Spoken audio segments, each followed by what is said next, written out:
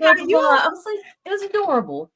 Look, you already almost got taken out by a jellyfish the size of a booger. You didn't need to be taken out by a danger noodle the size of an actual noodle. I wouldn't even call this little fella a danger noodle. He was more like, he was a puppy version of the snake. I swear to God, we were playing fetch with these fish. Oh my God. Good morning, everyone. It is April 18th, 2025, and I am tweaked the fuck out. Right. Yeah, that new medication. This is gonna be interesting. Yes. Welcome to Cymbalta, and I really hope this shit tapers off because it's funny, but it's not at the same time. Well, yeah, because Nita's getting all the side effects at the same time until it begins to, like, normalize. If my vital signs were wonky, I'd be in the ER right now because I'd be like, look, something's wrong. Because they give you all these warnings for serotonin syndrome and stuff. Of course, yeah. But it's like, it's not that. It's just these fucking bursts of uncontrollable energy and my rapid thoughts. Like, holy shit. I'm like, yeah, this is going to be fun. It's like, oh, we have this medication to control your anxiety, but the side effect is that we make you manic. Oh my God, so fucking manic. It's fucking ridiculous. Oh my goodness. You want to get this started so you can try to control me for an hour? Yes, really? Oh, well, might as well, right? Hit it!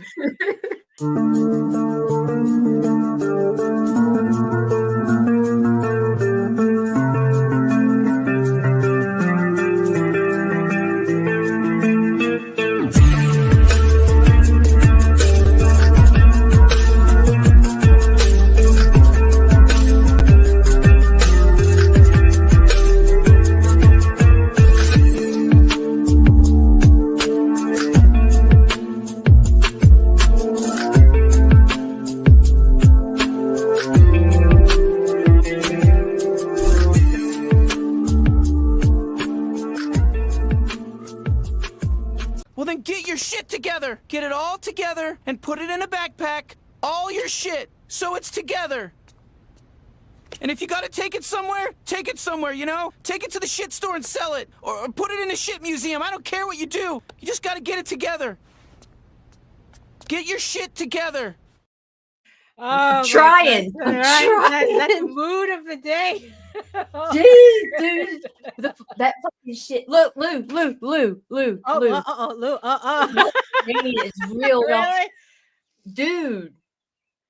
Like, this is fucking insane. Like, I cannot sit still. I cannot slow down. But all my vitals are normal and everything. So I'm kind of hoping it tapers down just a little bit. The manic version is actually... Lorraine, serotonin syndrome version, because like I'm like, look, dude, we were leaving Walmart. Yesterday was my youngest son's birthday, right? We're leaving. We went and got him a birthday cake, and we're walking out, and I snuck back to get some Easter shit for the kids, whatever. And like when I get out the store, I'm looking and I see the big fucking van at the end, and I know it's Chris. And it's like, it took everything I had not to just sprint. Like I was about to just take off fucking run. But anyway, this shit's real. Like, but it's weird because like I'm like they gave this Cymbalta for the fibro symptoms that are from whatever the fuck is going on. Right. And it works with the gabapentin to help the neurological pain. Well, here's the thing. The pain is still there if I think about it. But it's like the Cymbalta makes me not give a fuck. Like for real. Oh like, it's my God. Oh my God. Did you see that? Like oh my goodness. Stupid. This is kind of a little bit beyond better living through chemistry. This is like tweaking through chemistry, bro. Oh my God. Legal tweaking. Oh my God. Oh. Jeez. Right. So obviously we have, good morning. So obviously Lou and Lorraine is in the chat. Who else is joining us in the chat today? Right. And Rob Mulcahy. Hello. Good morning. And yes. So for those of you just joining us, yes, and we see you, our beautiful eyeball people watching us from regions beyond. If you're joining us from Facebook, come on over to YouTube, join the sexy people in the chat, keep them company. Oh my God. And because like when Facebook acts up, we can't see your comments. So if you want us to converse, want to be part of the conversation, join us. Dude, yeah. Like I can't You're stop. cleaning your bathroom. You're cleaning other people's bathroom. I got plans to go and fucking clean my kitchen, the bathroom, right, the hallway, and everything else after we get off of here. Just to like take advantage of that energy, right? Dude, I got to do something with it because sitting here, I'm falling out my skin, dude. Right. Oh my goodness. Right. So yeah. So while you're here, if you're still here after this, make sure to like, share, subscribe, and hit that notification bell so you get notified whenever any of our shows go live. So I guess we might as well get this show started. Let's do it. Before it's like, what is it? What you like need us being like Ricochet Rabbit? Ding, ding, ding. I'm sorry. I'm trying. Hello, everyone. My name is Daphne Lage, and I'm a cartoonist, illustrator, and comic book artist from New York. I've been self-publishing comics since 1992, and you know what that means. I feel like I'm taking crazy pills. That's definitely the thing. That's definitely what Nita is on right now. And I am known for the furry fantasy adventure Tall Tales and my medieval fantasy drama Eagle Raven, Heir of the First Unicorn, which is currently on Kickstarter right now with issue 10, the magical number 10. 10 is a magic number. Babies in the double digits on Kickstarter right now. Link is in the show notes because I forgot to put it in the chat, but the link is in the show notes. It's in there. So yeah, so thank you so much everybody who's pledged to the campaign so far. And yeah, I think we're up to like 88. Well, what are we up to? It's like, you know what? We're up to a bunch of backers. There's a lot. A lot of backers. We're up to 89 backers. Thank you so much, everybody. Thank you so much, everybody, for pledging. And there's still time. You know, we're just like 4 days in. We've already met goal. Thank you so much. But in the meantime, you can read both my comics online at egoworks.com, EGOWORKS, and Tall Tales, TAILS online.com. And you can check out all my videos on how I make my comics here on YouTube at Daphne Lage, LAGE Art, which simulcasts through the Indie Comics Network. And to tell you more about it, here's Nita. This Indie Comics Network is at Indie Comics Net on YouTube. We're on Facebook. We're wherever. And it's comics and stuff. Oh my God, yeah. Daphne, where'd you go? Right. No. I'm just adjusting my fan again. I think because it's like, because I, for the past couple of days, but it's cold, it's hot, it's cold, it's hot, it's cold, it's hot. I have a soundtrack. Oh my God. HR. So it's like, so again, it was coldish before I got on the air, and now that I'm on the air, now it's friggin' warm. I know. I'm kind of wanting to take my clothes off, but not on the air. Socks and shoes. Oh my goodness. But so I had to put my little fan on, to kind of like balance it out, or else I'm just going to be like up and down, just either opening, closing things, and sweaters and no sweaters. And oh my goodness. So what a week. And you know what, honestly though, I can't really say it was like what a week for me. We launched Eagle Raven on Monday. We funded within the first few hours of the campaign. Like I said, thank you so much, everybody. We are currently on our way to what are we on our way to? Oh, Jesus Christ, I don't know my own campaign. We are currently at $2,300, so we're on our way to the first stretch goal. Where am I? Oh, my tabs. We're on our way to the first stretch goal, which I wasn't planning on making a stretch goal for this campaign. But it's fucking sweet. Where is it? I saw it. Hold on, I got it. But I just had to do it. So when we hit $3,500, all backers are going to get the Pink Unicorn Club Chappelle Roan Eagle Raven cosplay postcard at $3,500, and at $4,000, everyone, well, all physical backers is going to get the Pink Unicorn Club glitter sticker. I mean, it's like I just couldn't get this image out of my head yesterday. I blame Jaden for this. Jaden did a picture for me where Eagle Raven looked like Chappelle Roan. And then I just had this shit stuck in my head since that. And yesterday I finally had to purge it. And so yeah, and it's like, you know what, I wasn't planning on doing a stretch goal, but this was just too good to not share it. So like I said, if we hit 3,500, everyone gets the postcard, and at 4,000, everyone gets the glitter stickers. So the glitter stickers. Yeah, no, I want that glitter sticker too. So I'm hoping that people like it enough that they'll pledge to get those. I mean, I don't think I've been this excited over a stretch goal since the Eagle Raven Trucker Girl sticker that I did, the mirrored one. Oh, I love that sticker. You know, yeah, that one seemed to excite everybody when it first came out. Like I said, so I'm hoping, you know, the same feeling is with this one, because I really had a lot of fun with it yesterday. It was just so, it's like, you know what, this is just too silly. I don't know. I still want to thank Sam Vera for the kind of like the cosplay idea. It kind of allowed me to like play a little bit more with Eagle Raven imagery, and they're just way too funny.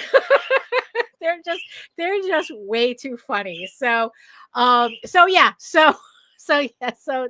stretch goals.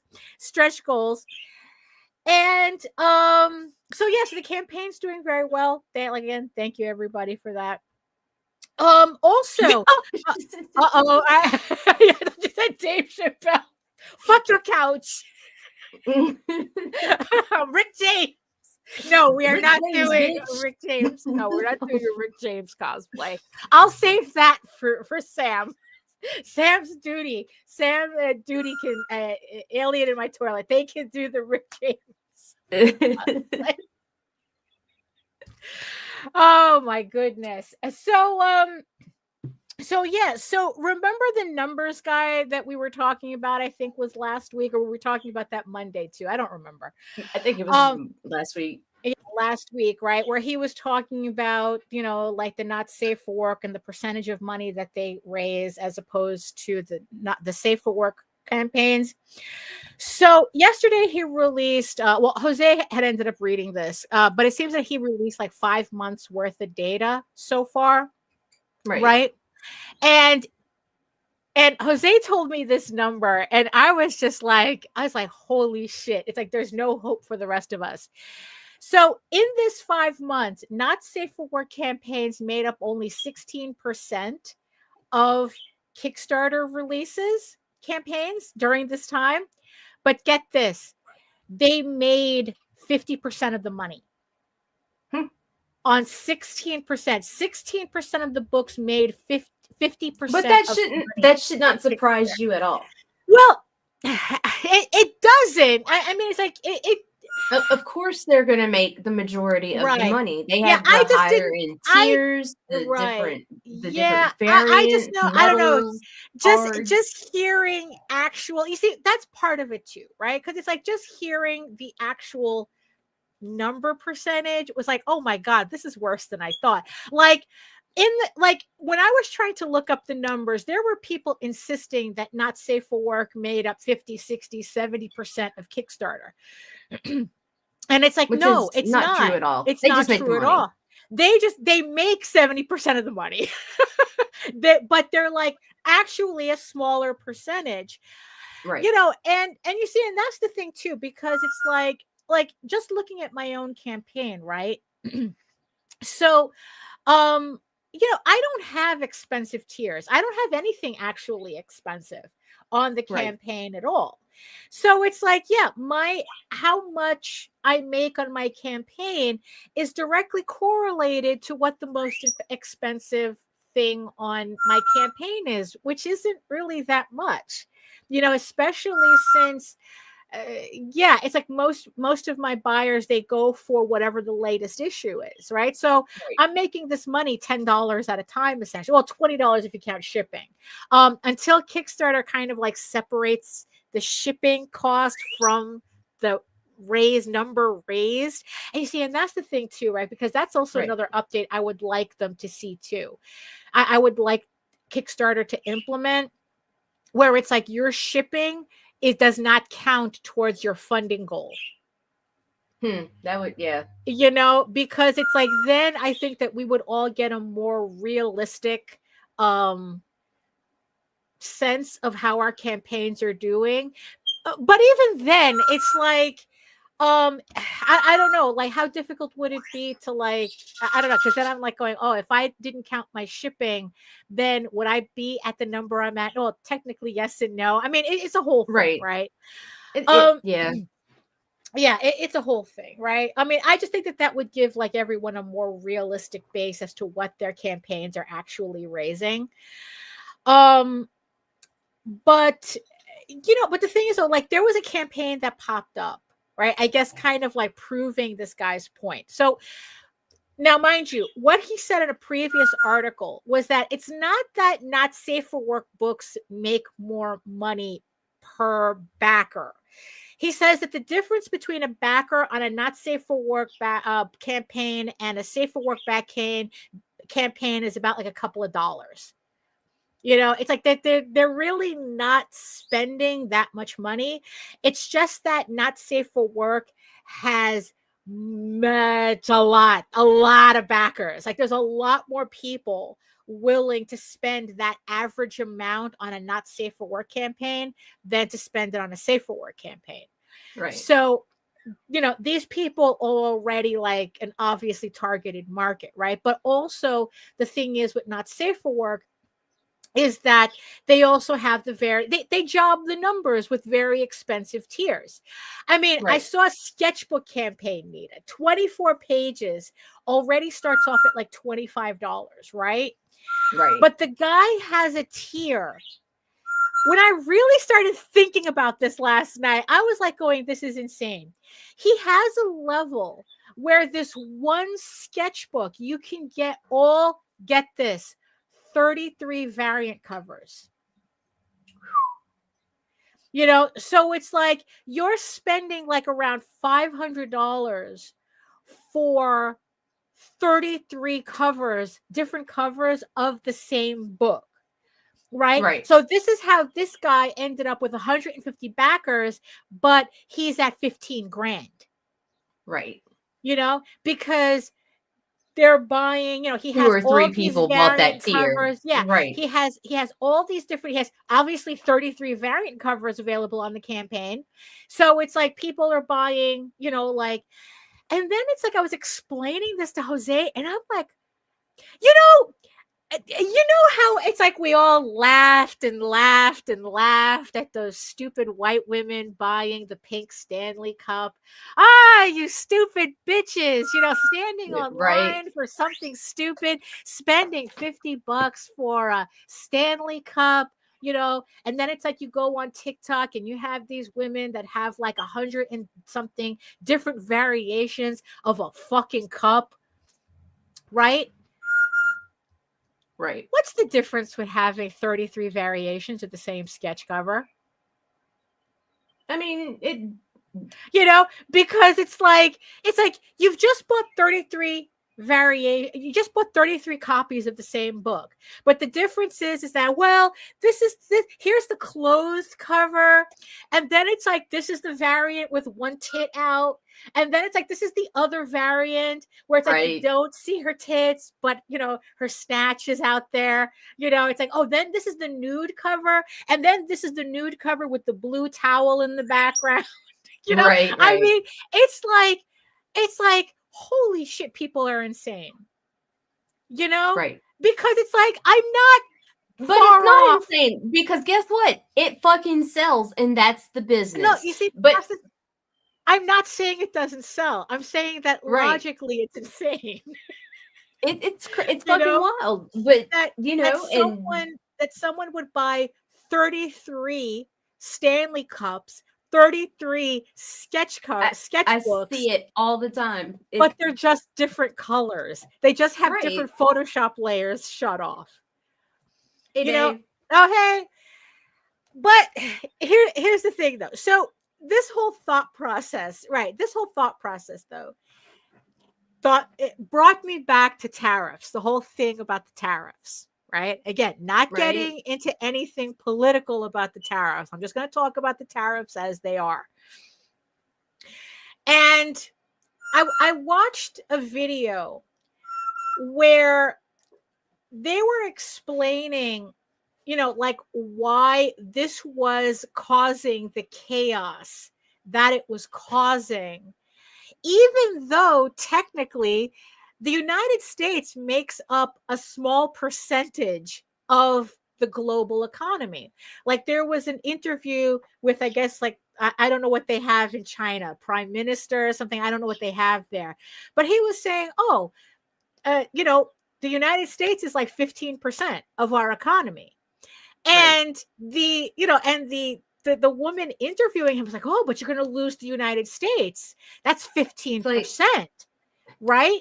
But, and he's like going, oh, fuck them, blah, blah, blah, and this, that, and the other thing, right? But not if that 15% is making 50% of your money. If we look at it, if we compare it to the 16% of not safe for work books, comics on Kickstarter, yeah, it's a small percentage, but they're making 50% of the money. Right. They make up 50% of the money. Half the money in the comic book section on Kickstarter is made by 16% of the books. Right? So it's kind of like, so I'm thinking, so the video is like going, okay, why is this the case? Right? Because that's what they fucking want. It's simple. Well, but also what the video was saying is that no other place on earth, no other country has the consumer culture that the United States has. Oh, yeah. And it's like, even though it's a small percentage of the global economy, holy shit, do Americans love to shop. Well, and not only that, our economy is set up to keep allowing you shopping even if you don't have money. So they were saying, so they were explaining that it's like, this is what people are negotiating, really. The global economy is negotiating for access to us because we're fucking insane when it comes to shopping. Oh, absolutely. When it comes to shopping. So here's also what kind of brought that home for me as well. This past week on YouTube, 3 artists that I follow all had simultaneous nervous breakdowns, which is why I renamed the title of the show. You don't see it on the Facebook, but on the but it's like 3 of them, like literally they were weeping in their videos as to how, like, especially one woman in Great Britain. I've been following this woman for like 10 years. I saw her build her company from like her bedroom. Like that's how early. And then it's like, and now she has like 3 offices and, she runs, it's like she runs it, she manufactures, she does everything, right? And just this week, she put out a video how she's closing her business.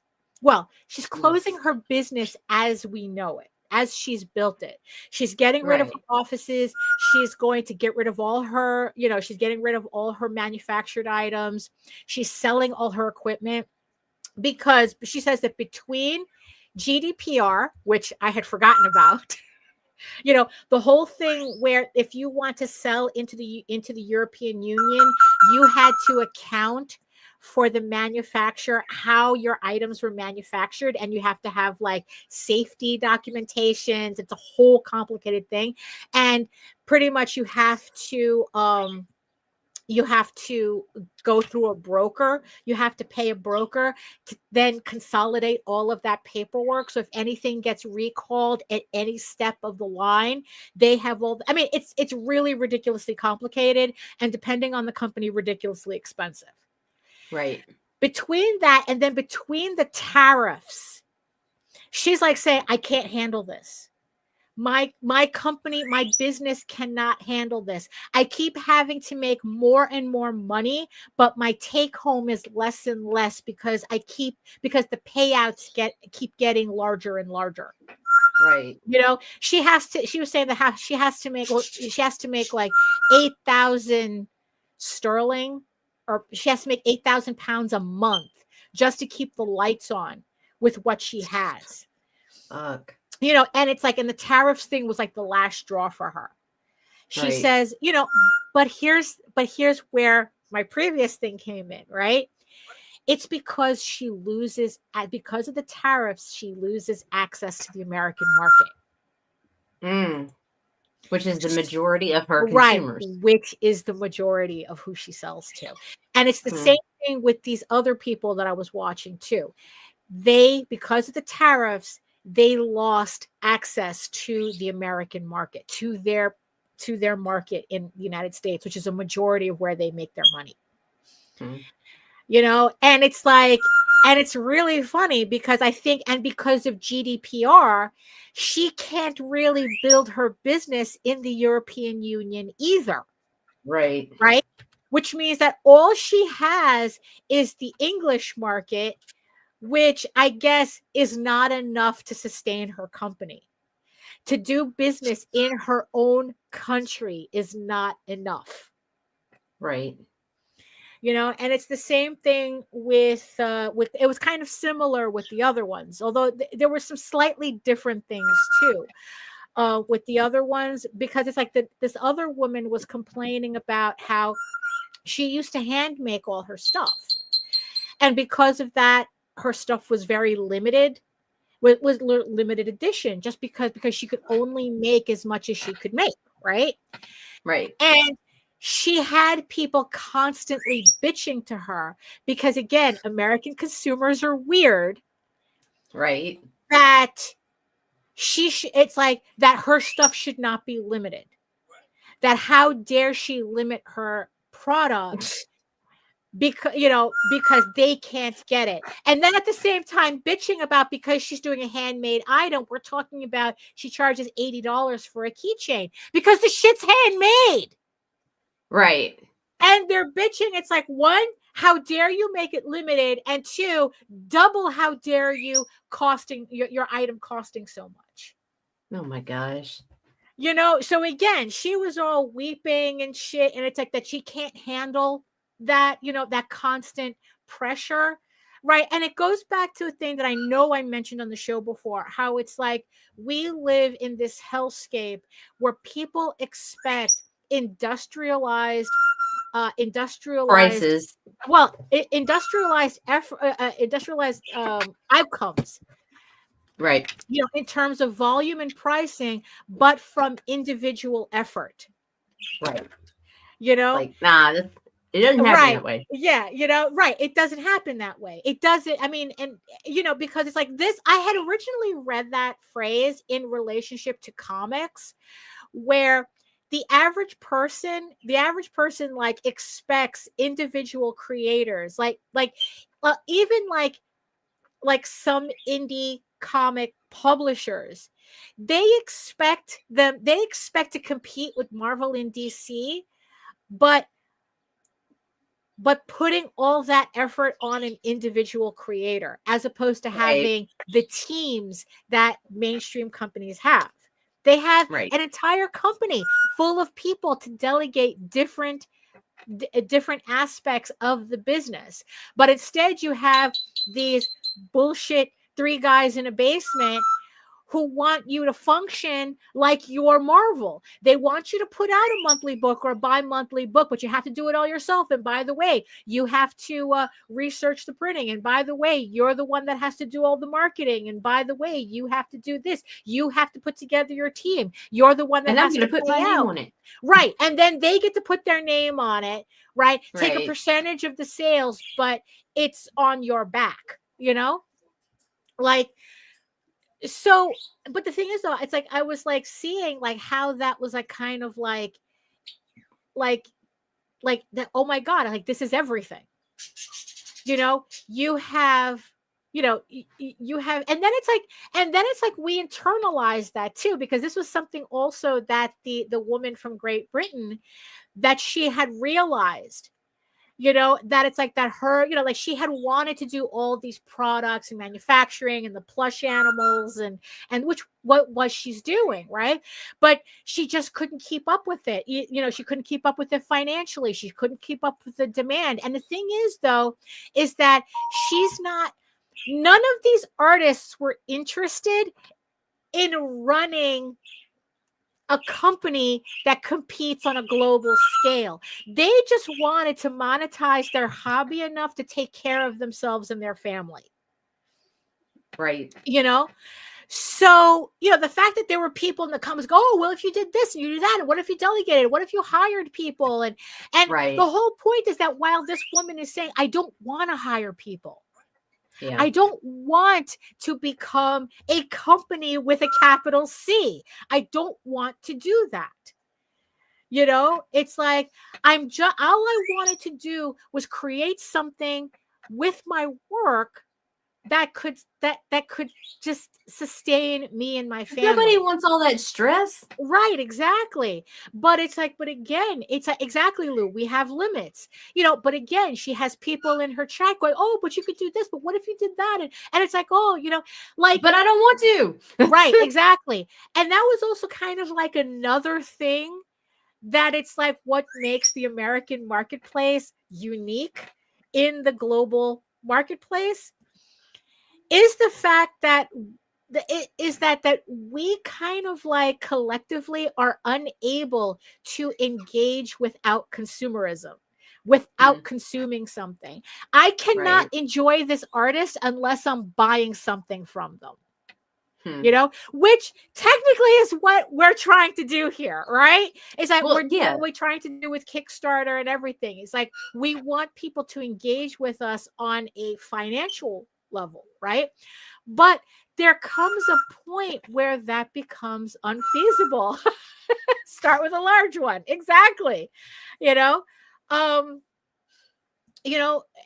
it's like I remember being on an interview on that I swore I would never do again, because in the end, it's like the guy at the very end of the interview made it so uncomfortable. I'm like, bro, fuck off, you know, mind your business, you know? Right. And this is what, and this is what happened. So he got to a point where he's asking, what if, you know, it's like I had gotten like someone came and said, oh, I want to like take Ego Raven to the next level. I wanted the TV shows, this, that, and the other thing, right? And I go, well, that's not what I'm looking to do. So I'm not going to, you know, for the sake of the question, I'm not going to say I completely dismiss it, but it's not something I'm interested in, right? Right. Dude got offended to the point where he kept hammering me until I gave him some kind of gotcha. You know, that it's like, oh, what do you mean you wouldn't do this? What do you mean if somebody offered you this type of money, that type of money, and that type of thing? It's like, how dare you? It's like, you know, you work. Why are you working this hard if it's not to be a sellout at the end? Right. And it's like, bro, one, fucking calm down. It's not, it's like, one, obviously you're projecting something onto me that has nothing to do with me. Right. You know, and it's like, and two, that's why I have a hatred for hypothetical questions like this. I'll DM you. Yeah, she knows. it's like that's why I have a hatred for hypothetical. Oh, what if you won the lottery? What if somebody gave you $1 million? What if you look, all these things, all these types of questions, all these types of questions, answers, all they answer is how the person asking them doesn't know what a lot of money is. Right. Because if you think $1 million is a lot of money, well, you obviously don't live in New York. That's for sure.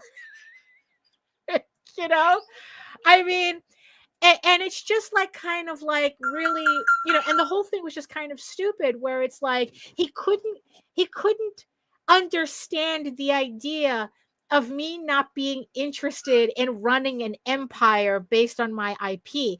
And it's like, right. Look, I'm not fucking 12. Okay. I'm not 12. I'm not, it's like that. That's kind of baby brain shit for me. Right. That it's like, oh, I'm going to make this IP and I'm going to have I'm going to be Rupert Murdoch and shit. It's like, stop right. it. Really stop it. But I kind of think that that's something that comes with age. Right. That's exactly. I just want to tell stories with pictures. Yes. He's like, I just want to tell stories with pictures. That's all I want to do. I'm not interested in having the next big thing. I'm not interested in making Mickey Mouse. Okay. That's not my thing. No. If that's your thing, that's on you. Yeah. That's right. that, I love that for then you. Get it. Go get then it. Go get it. Then you go get it. Don't be bothering me about something that I'm not really interested in. I made a comic, I made this character, I made this story for myself that I enjoy sharing with people. Yeah, do I would I like it to make more money on Kickstarter? Yeah, but you know what? I'm doing the first thing that I set out to do with this book is to put it out into the public, to put it out so people can enjoy it. That's why I do this. Right?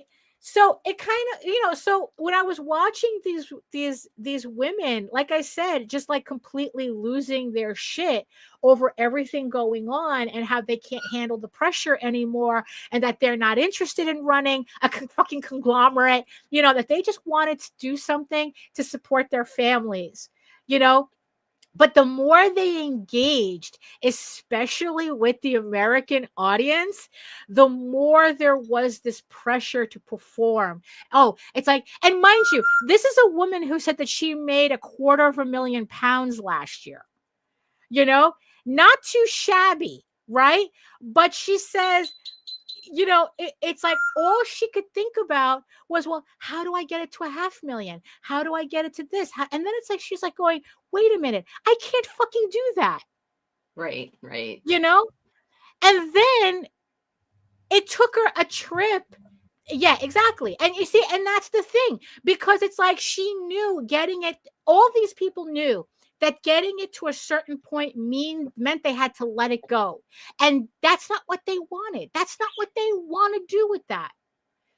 They want a family-run business that stays in the family, that actually means what it means, right? But the pressure from the American marketplace, but I want more. I want more from you.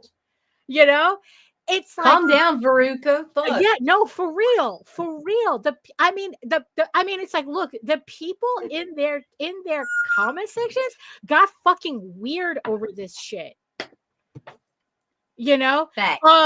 Eastman and Laird regretted the Turtles getting huge because they weren't drawing comics anymore. They said they did say the money was nice. I mean, Eastman did buy a tank, and I think he also got to marry a model. So I think it was Eastman, right? He married Julie Strain, or was it Peter Laird that married you? No, I think Peter Laird is the more modest one. Julie Strain. I think Julie Strain. Yeah. I didn't know that she had died a while ago. Yeah. It's like that she had early onset dementia caused by a fall from a horse. But we got so much beautiful artwork of that. Oh yeah, yeah, all over the place. Yes, it's like she was everywhere. Like Olivia did paintings of her. Everybody did paintings of her. But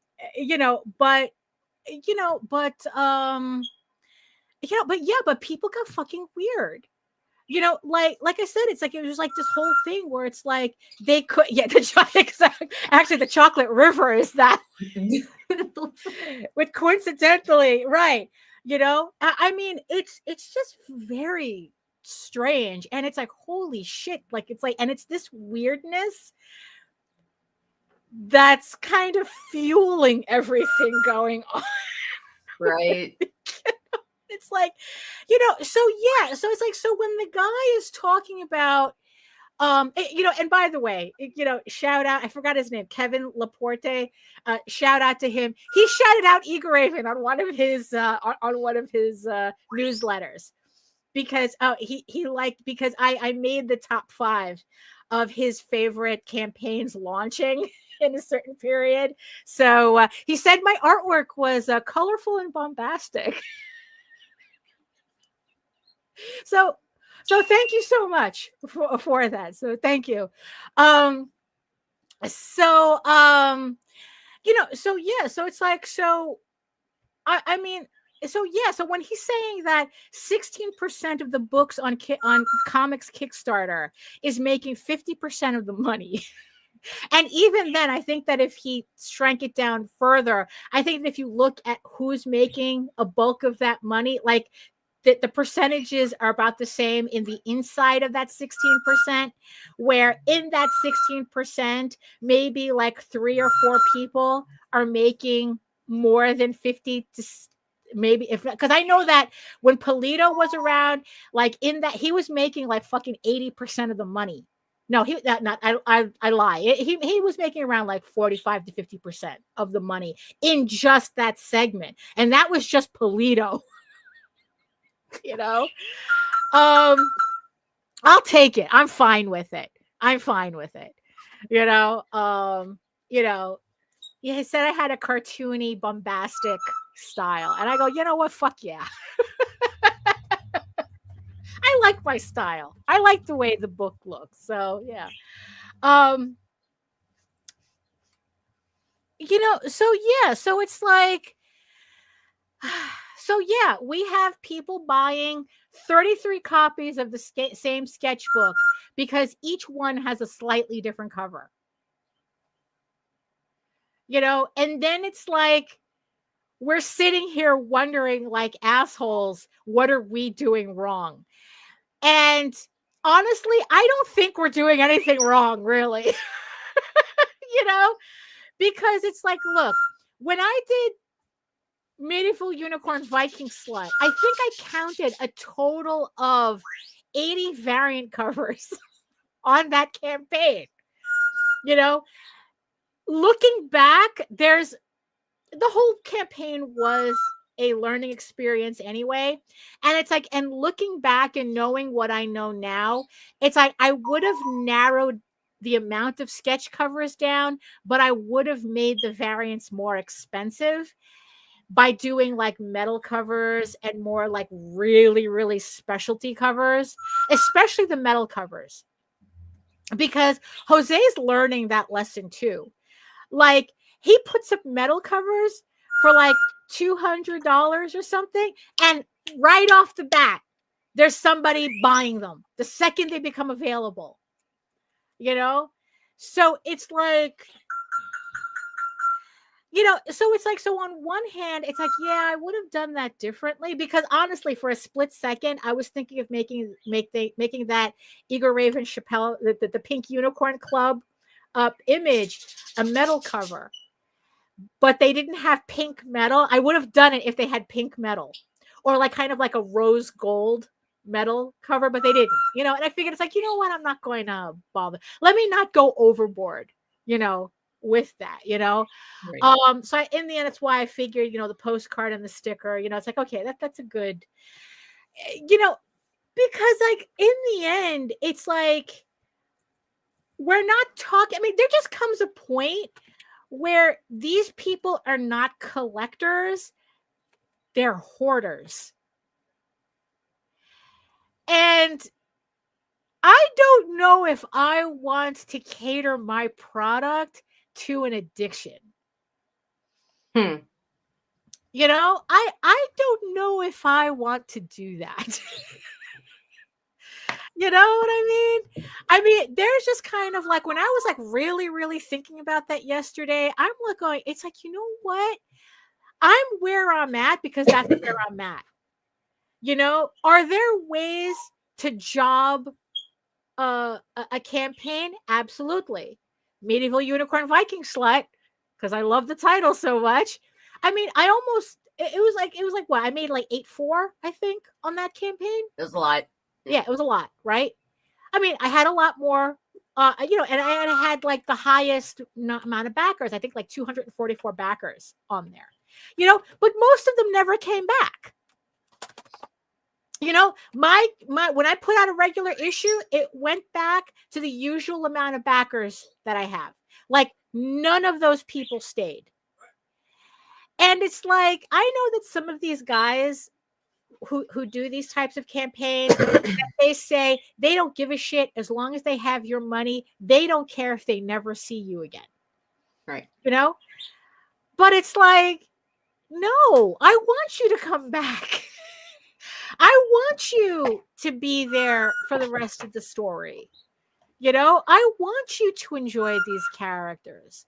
I don't want to cater to people who are only there for the one weirdo collector item and then disappear. You know, I mean, granted, I know that, especially noticing that I got hella female followers from Viking Slut. And it's like, and then knowing what I know about book talk right now, you know, that it's like, especially in the Monsterotica sphere that I'm in, it's like, okay, I know how to get those people back. You know, I know what I have to do to get those people back, but I'm not ready to do that. Not quite. You see, that's the funny thing. That's the funny thing. It's like, because sex sells is one of those words that really do keep, you know, tossed around. But in my experience as somebody, but even with Nita, it's like, as we share pornography on certain, you know, on certain levels, it's not that easy. It's not that easy to just put a pair of tits on a cover, and you would be surprised how many of those books just fail. It's very difficult. It is. Don't even fun. Right. It's very difficult. You know, to it, and you know what? I think that it's just as difficult. It was just as difficult for me to sell Medieval Unicorn Viking Slut as it was to sell Ego Raven, the regular series. You know, it's like, and even when I put out my House of Bob sketchbooks, like, there's still certain things I have to do in order to get those campaigns to move. You know, it's not like all of a sudden they're coming out of the woodwork like roaches. Thank God. It's like, Jesus Christ. Rob says, I want people to read for sure, but the way I see it, it's those covers to help keep me producing more issues, since as a writer, I have to pay for a lot of the art. It's like, look, there's a lot of nuance in this conversation. There's a lot of nuance in this. It's like, and it's like, absolutely, I understand why you have those covers. You know, but the thing is, though, you know, but the thing is that the guy running the sketchbook campaign, right? He does everything himself. He's not paying out for anybody. So the fact that he still feels he has to sell 33 covers, variant covers, right? You know, it's like, you know, because in the end, it's like, because it's like, look, I mean, Jose had said that if it wasn't for the variant covers, those campaigns would be making the same as the rest of us. It's only because they have the additional gimmicks on top of them being not safe for work comics, that's what really gets them over. And forget it if you have an IP that you've been growing for like the past 12 years in the mainstream market, essentially, you know what I mean? Or 20 something years in the mainstream market. You know, it becomes a different level. You missed it? Yeah, it was fun. It was fun. Snap. But the thing is, though, it's like it took me a year to prep that campaign. And you know, and it's like, and honestly, it's like it still didn't do what I was expecting it to do for the amount of work that I was putting into it. Right. You know, well, a lot of that was we got seriously cock blocked. Well, that's true too. If there was one thing to learn out of that entire campaign, do not put the word slut in the title. So as flagged so bad that it ends up in your URL when you make the Kickstarter link. Don't do that. Because holy shit, did we get, like, people literally couldn't post the link without getting flagged for pornography on Facebook. You know, and mind you, my favorite was sexual solicitation. It's like, what the fuck? Yeah, that was a new one. And it's like, oh, I wish I had kind of realized that before I ran the campaign.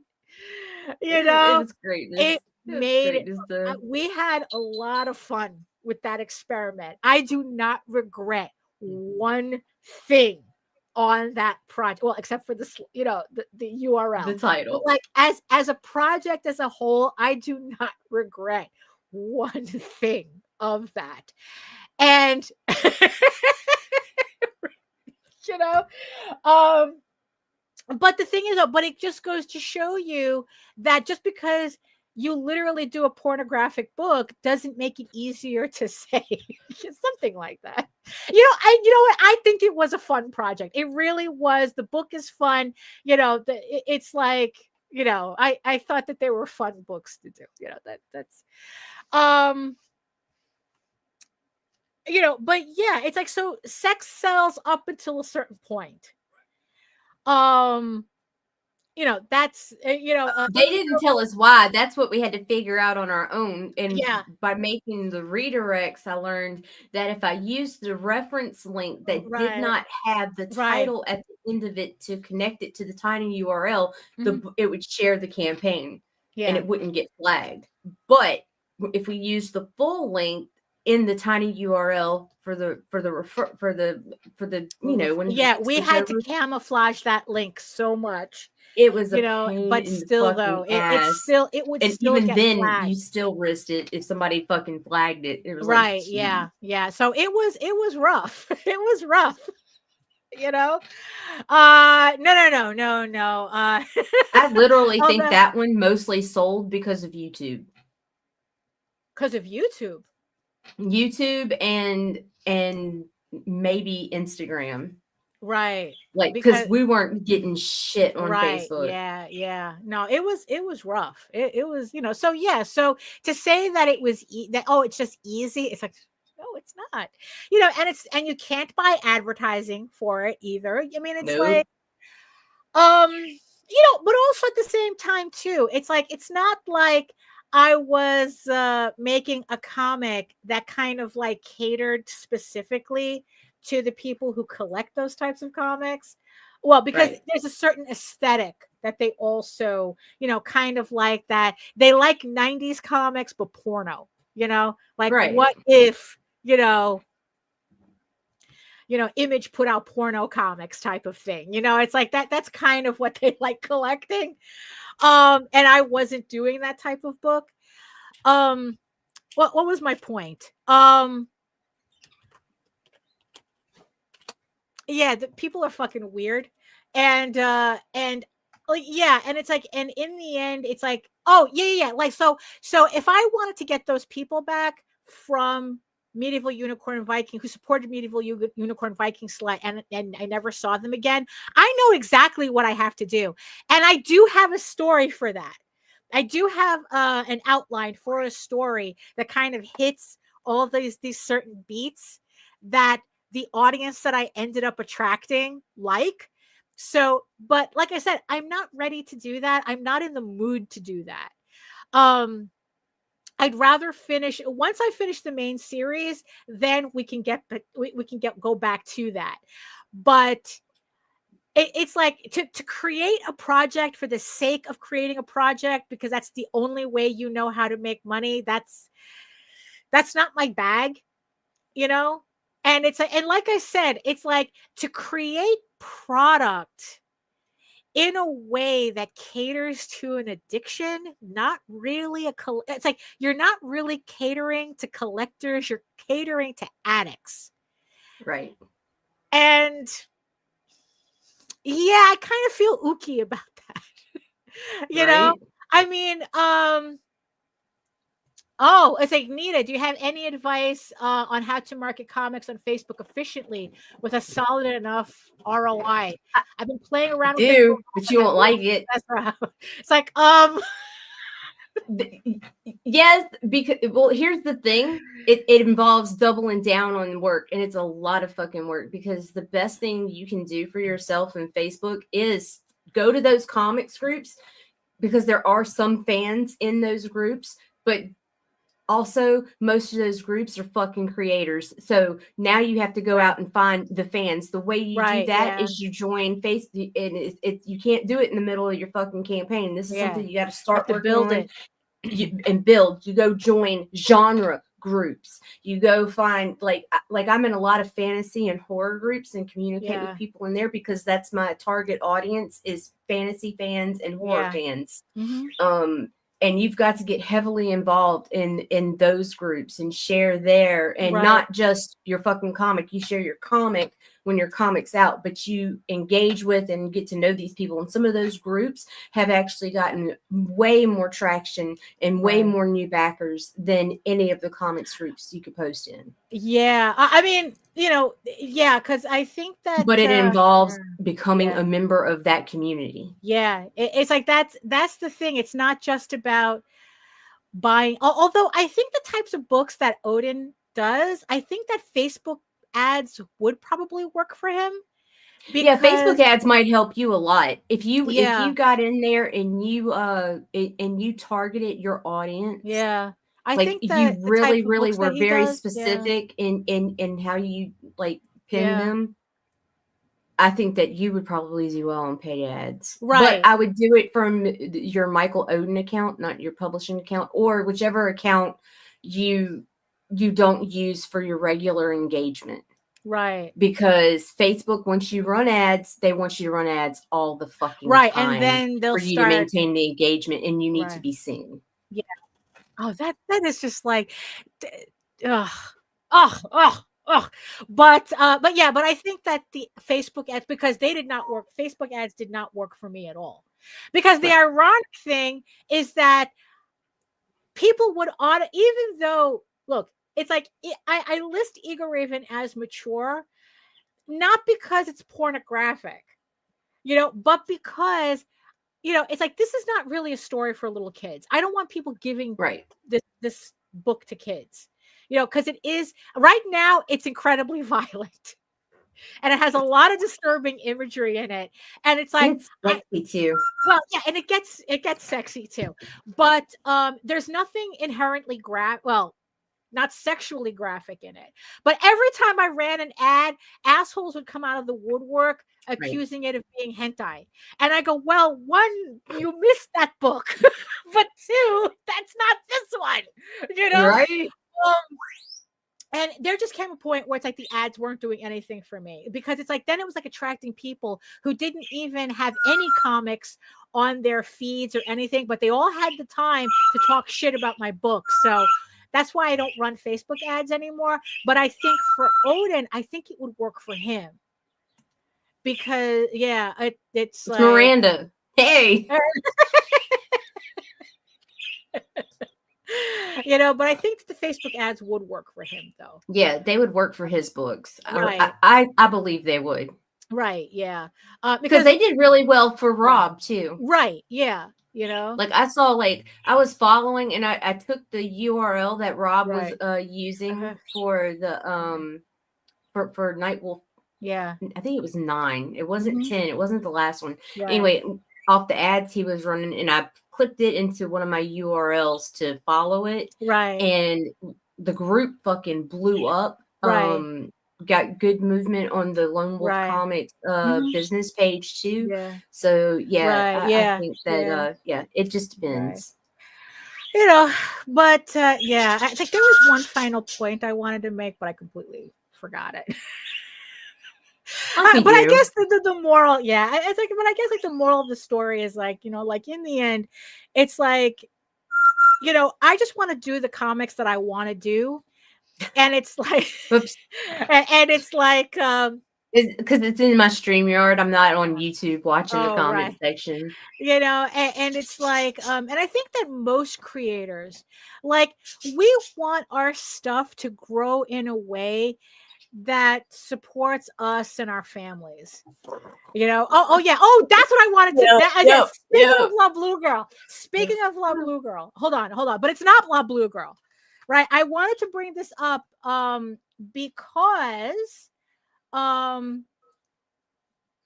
because I think that they are launching tomorrow. So hold on. Let me bring this in.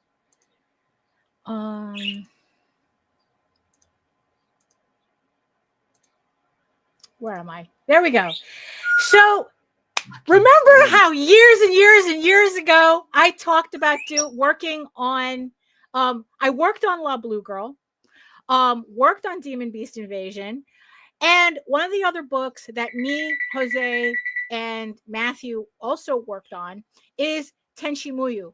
We worked on, I think it was one of the first American, well, actually, I think it was the first American edition of adaptation of this anime in the United States. Well, along with La Blue Girl, and although there were two different companies, La Blue Girl and Demon Beast Invasion was from CPM. Tenchi Muyo was from Pioneer Comics, and these were essentially the first American version of manga that was being produced in the United States at the time.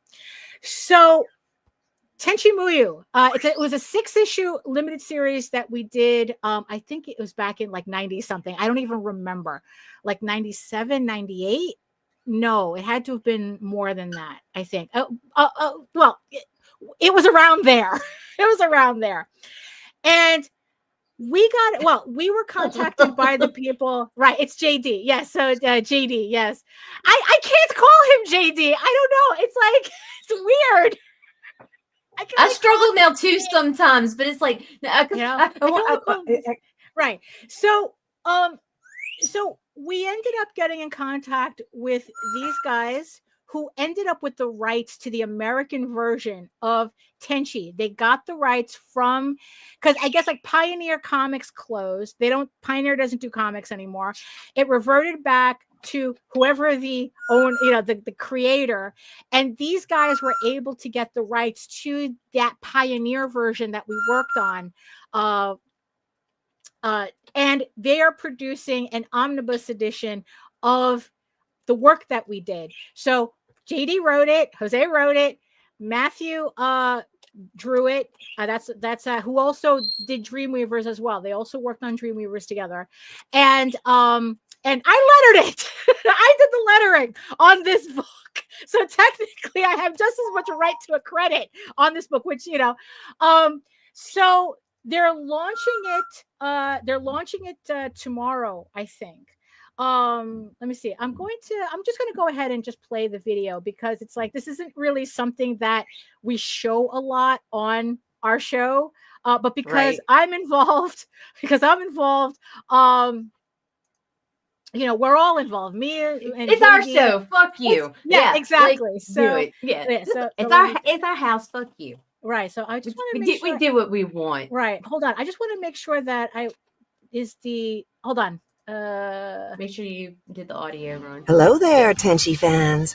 Patria Burchard here, the voice of Ryoko, with an exciting announcement. Armature Entertainment is launching a Kickstarter campaign to reintroduce the 1997 Tenchi Muyo comics to readers old and new. For those unaware, Tenchi Muyo started out as an OVA series or direct-to-video release in Japan in 1992. From there, it became popular the world over for its mixing of sci-fi, comedy, romance, and, of course, zany adventures. When it became popular in America, these comics were made to try to appeal directly to American comic fans. This release, Tenchi Muyo, the American Tenchi Continuity Omnibus Edition, combines all 6 issues of the storyline Ryo Oki's Day, created by artist Matt Lunsford and writer J.D. Calderon, into one complete collection. This story features all of your favorite Tenchi characters, including Ryoko, of course, but also Mihoshi's dedicated partner Kiyone, as well as Nagi, Kenoki, and a myriad of other characters, all drawn in a style that's both a throwback and a fresh take on Tenchi Muyo as it used to be. Want to know the really cool part? If this campaign is successful enough, Armature Entertainment can continue the adventures of the Tenchi Gang. But now, that's up to you. You know, the carnival comes and goes. Well, it's finally back. So, don't miss it. Thank you all for supporting Armature Entertainment and Tenchi Muyo. Until next time.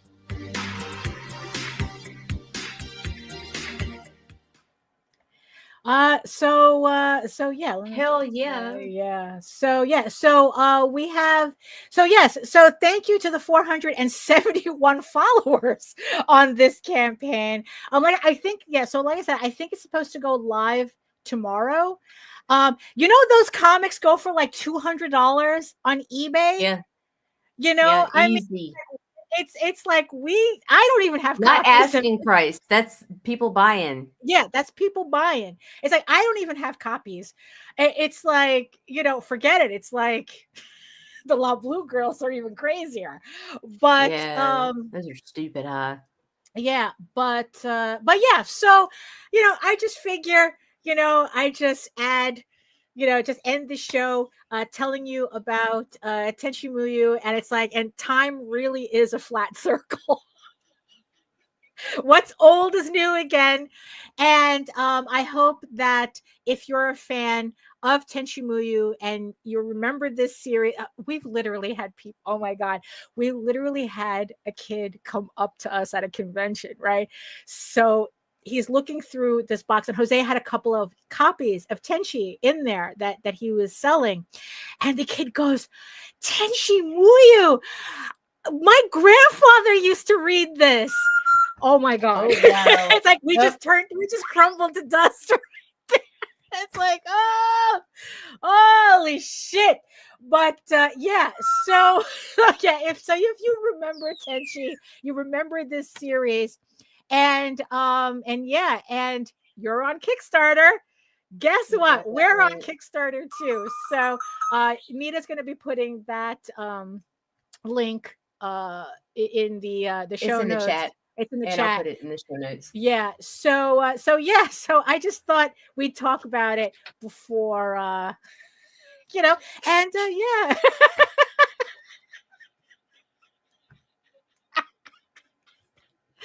Oh my God. It was, yeah, for real. Benjamin Button. Right? It's like, yeah. So that's where we're at right now. So everybody get on the Cymbalta. Dude. So it's like, so we have no more creators having nervous breakdowns. But I'm still having a nervous breakdown. I just can't stop smiling about it. Right? Yeah, exactly. That's true, right? Oh, the world's collapsing, but I feel fine. This is fine. But yeah, so it's like, yeah, so people are weird. So in the end, it's just like people are weird. That's what it boils down to. People are weird. People it's are great. Weird. Yeah, So any final thoughts, Nita?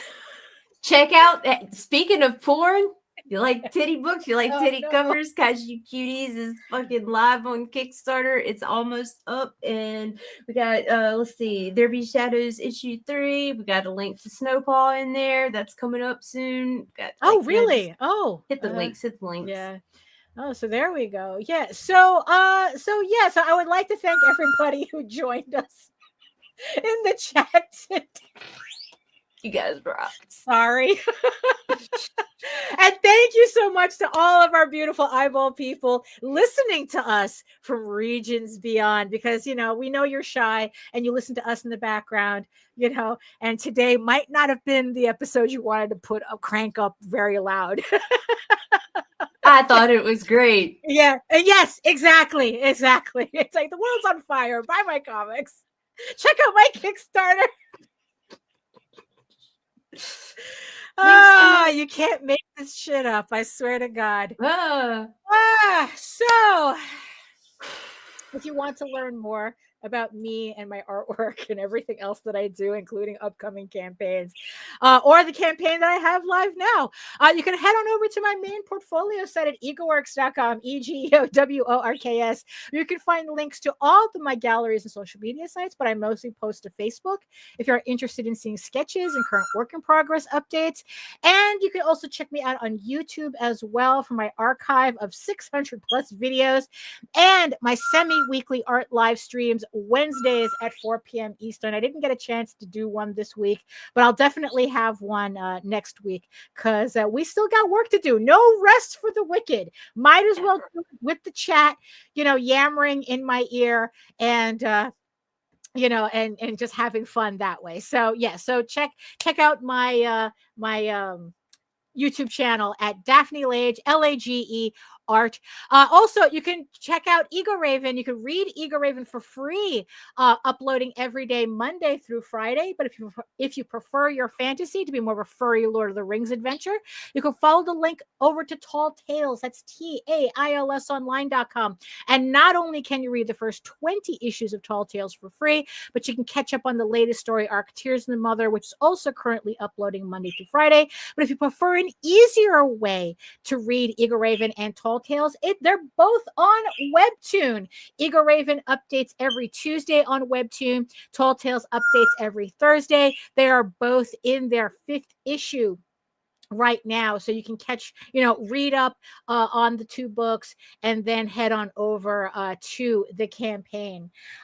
So thank you so much, everybody, for joining us on this rather manic Friday. Nita's gonna go clean her kitchen now.